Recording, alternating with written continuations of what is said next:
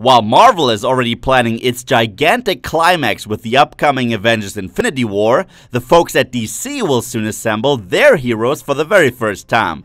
I dig it. Since the Justice League is upon us, now seems like the right time to look back and sum up all the films of the DC Extended Universe. And yes, this video does contain spoilers. You have been warned.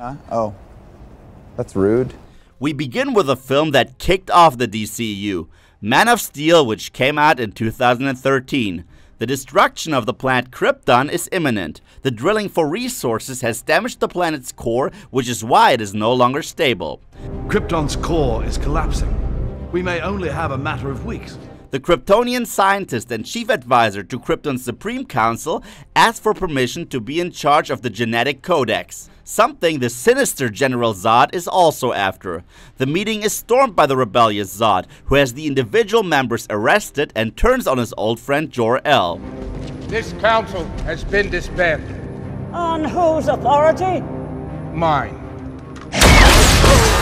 Jor-El manages to escape with the genetic codex and infuses them into his child Kal, Krypton's first natural birth in centuries. He places the baby in a rescue pod and shoots it into space when he realizes that Krypton is doomed. Zod kills Jor-El and intends to shoot down the rescue pod, but his rebellion is stomped by the Kryptonian government. He and his henchmen are banned to the Phantom Zone, where they shall remain imprisoned. Shortly after, Krypton explodes. Kal-El's rescue pod crashes on the Kent farm in Smallville, Kansas, where he is found by Jonathan and Martha Kent. They raise him as their own son Clark. Due to the different atmosphere on Earth, the young Clark soon develops a variety of superpowers. Among them, super strength, invincibility, unbelievable speed, X-ray, and heat vision. This is why Jonathan tells a teenage Clark the truth about his heritage. You're the answer to "Are we alone in the universe?" Years later, a devastating tornado rages over Smallville. Jonathan refuses to let Clark rescue him in order to keep his son's secret safe. He dies.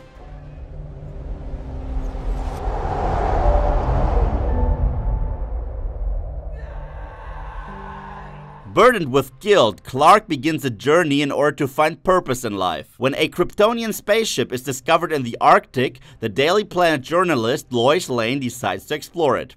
Clark is of course also after the ship. On board, he discovers an artificial projection of his biological father. He tells him the story of Krypton, gives him a Kryptonian uniform, and Clark discovers that he also has the power of flight.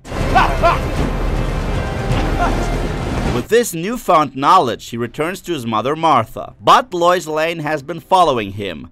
After all, he saved her life, which is why she now intends to publish an article regarding this Superman. But things get even more complicated for him. Zod and his henchmen have escaped from the Phantom Zone and are now desperately looking for Clark, as his DNA is the key to recreate the Kryptonian race. I request that you return this individual to my custody. Clark voluntarily surrenders himself, as he does not want to put mankind in harm's way. I'm surrendering to mankind. On board of Zod's ship, his body reacts to the Kryptonian atmosphere, and he realizes that splinters of his home planet, also known as Kryptonite, can kill him. You've spent a lifetime adapting to Earth's ecology, but you never adapted to ours. Zod intends to use Clark's blood and a Kryptonian machine in order to turn Earth into the new Krypton, wiping out mankind in the process. A battle between the two aliens ensues in Metropolis. Numerous innocent civilians die during this fight. After Clark finally manages to kill Zod, he and Lois grow a little closer. As Superman, he becomes the champion of the people. I just think he's kind of hot. Get in the car, Captain. Yes. His alter ego Clark begins a career at the Daily Planet as well. I want you to meet our new stringer. I want you to show him the ropes. This is Clark Kent. Good luck, kid. In Batman v Superman: Dawn of Justice, it is revealed that Bruce Wayne was in Metropolis when Zod and Clark fought each other. He lost numerous friends and colleagues in the battle.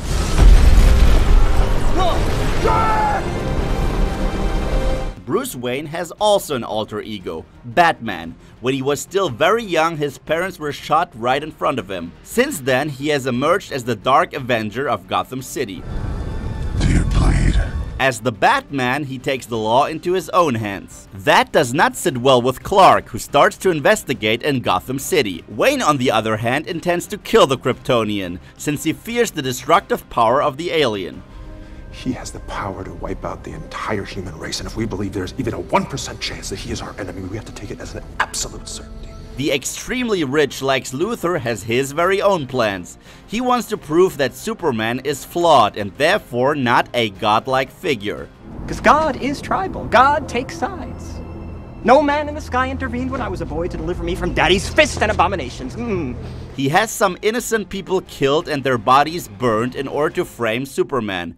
Simultaneously, he gains access to both General Zod's ship and his body, while he's trying to turn chunks of kryptonite into weapons against Superman. A silver bullet to keep in reserve to use against the Kryptonians, so the day does not come, madame, when your children are waving daisies at a reviewing stand. He also has several other meta-humans, as he calls them, under surveillance.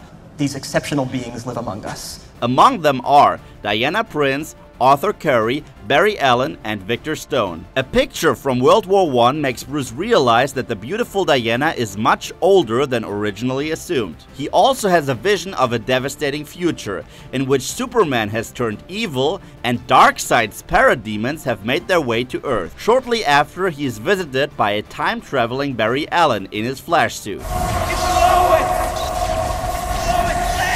A bomb goes off during a congressional court hearing regarding Superman. Blaming Supes for the attack, Wayne finally decides to eliminate him. Lex has Martha Kent kidnapped and blackmails Superman. He either brings him the head of the bat or his mother dies. And now God bends to my will. Clark, who is now aware of Batman's true identity, tries to reason with Bruce. But Bruce attacks Clark with kryptonite and nearly kills him. When the severely injured Superman urges the angry Batman to save Martha, Wayne has a moment of clarity. Save Martha! He realizes that Superman is not a monster, but very much like him, a boy who would do anything to save his own mother. Since Bruce was not able to save Martha Wayne back in the day, he now promises Clark to save Martha Kent. Martha won't die tonight. In a warehouse, Batman takes out Lex Luthor's henchman and saves Clark's mother. I'm a friend of your son's. I figured. The cape? Superman, on the other hand, confronts Lex Luthor, who shows him what he's been working on. A Kryptonian deformity driven by rage, also known as Doomsday. Your doomsday. A fight between the Beast and Superman ensues. Batman joins in the battle. To the surprise of everyone, he is rescued by Diana Prince, aka Wonder Woman.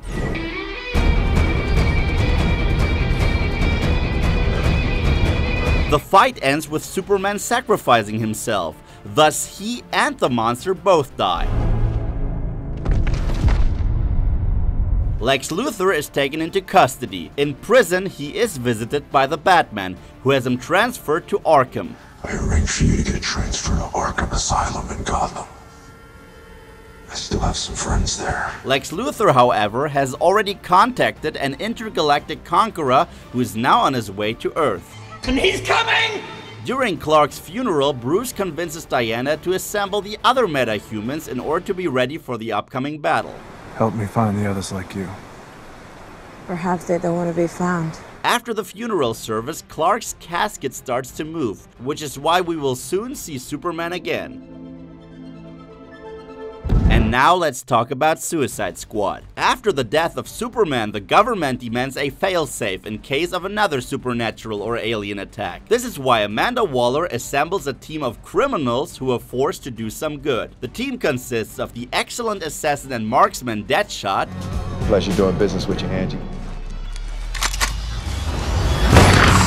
The Joker's psychotic girlfriend Harley Quinn. Pardon?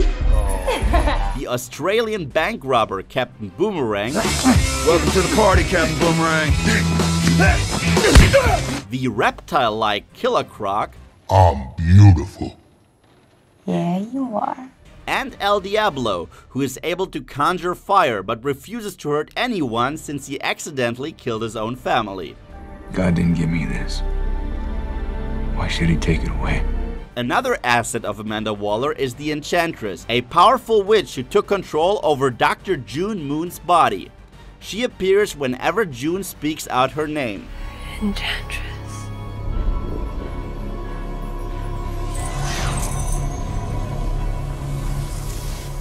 Jesus Christ. The witch escapes, frees her equally powerful brother, and plans to take over the world. This is why the team is sent in under the threat of murder. You disobey me, you die. You try to escape, you die. You otherwise irritate or vex me, and guess what? You die. With explosives injected into their bodies, they are forced to fight the army of the Enchantress and save Amanda Waller. The entire operation is led by Special Forces Colonel Rick Flag, who desperately wants to separate the Enchantress from June Moon, since the latter is his girlfriend. His personal bodyguard is the sword-wielding Katana. While the team attempts to defeat the Enchantress, the Joker tries to save his girlfriend from the government, but his chopper crashes and burns. The team shows some sympathy for Rick Flag and assists him in the battle against the Enchantress and her brother. El Diablo sacrifices himself and takes the brother of the Enchantress with him. The rest of the team manages to defeat the witch and bring back Dr. June Moon. The individual members of the Suicide Squad are then rewarded. Deadshot, for example, is given permission to visit his daughter. The Joker, who is revealed to be alive, breaks into the maximum security prison and frees Harley. Let's go home. During a post-credit sequence, Bruce Wayne meets up with Amanda Waller. She gives him the files of Arthur Curry and Barry Allen, since Wayne intends to assemble his very own team. You should shut it down. My friends and I will do it for you. Last but not least, let's talk about Wonder Woman. After the events that unfolded in Batman v Superman, Bruce Wayne sends Diana the original war picture of her. In flashbacks, her story is told. Diana grew up on Themyscira, the island of the Amazons. Unlike her fellow Amazons, she was not born, but made out of clay. Zeus himself brought her to life. I had no father. I was brought to life by Zeus. Well, that's neat. Diana grows up with the story of the gods. She also learns about the god of war Ares, who killed all the other gods and is set to return one day. After crash landing on Themyscira, the comet pilot Steve Trevor tells the Amazons about World War I. You are in more danger than you think. What is your mission? Diana suspects Ares to be behind this devastating war and means to leave Themyscira with Trevor in order to join in the battle. Everything the man said. This must be Ares. However, upon arriving in London, Diana first has to adapt to human culture. Yep, that's not gonna work. Please put the sword down, Diana. Diana. On the battlefield, she is confronted with the horrors of war. Soon she is considered a genuine hero.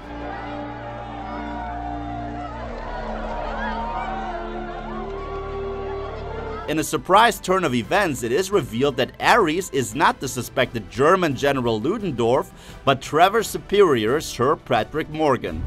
You're him. During the final confrontation, Steve sacrifices himself after telling Diana that he has fallen in love with her. The Amazonian warrior manages to defeat Ares. In present day, she is holding on to the picture of her, Steve and her other war allies, as she vows to continue to fight for justice. This is my mission now. There you have it. Now you should be well prepared for the upcoming Justice League film. Are you looking forward to the movie? And what's your overall take on the DC Extended Universe? Let us know in the comment section below. And if you'd like to learn more about Flashpoint or Spawn, then check out these videos.